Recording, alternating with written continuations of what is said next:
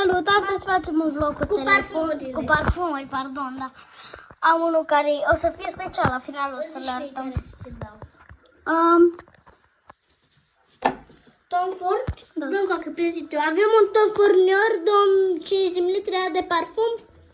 Miroase urât de mori. Așa. Miroase frumos. Da, miroase mai frumos, acum mai ziua.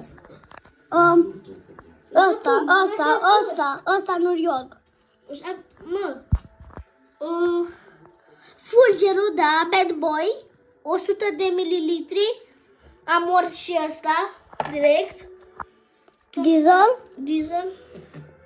Dieselul care e prost 30 de mililitri miroase și ăsta tot am mort.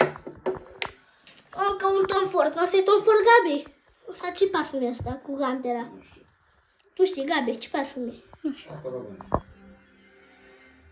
Bravo, dar de unde știi? Că l-am dat de la Paco Rabanne, Gantera, tot am mort. Dar de ce am spălat toate mort? Diorul a meu.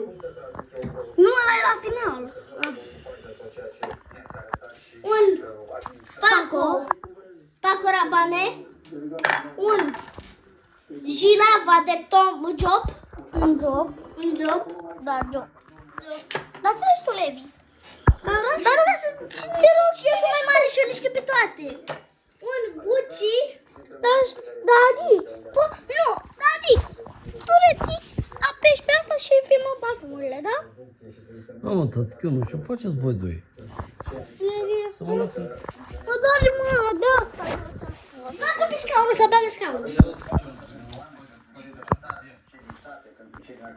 Și ăla.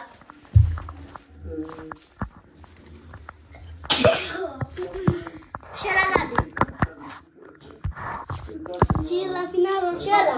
Și ăla, Gabi. Arată ce și ăla. Și ăla, băi, acum. Băi, are căcat. Cum adică? Să-i suprim filmarea.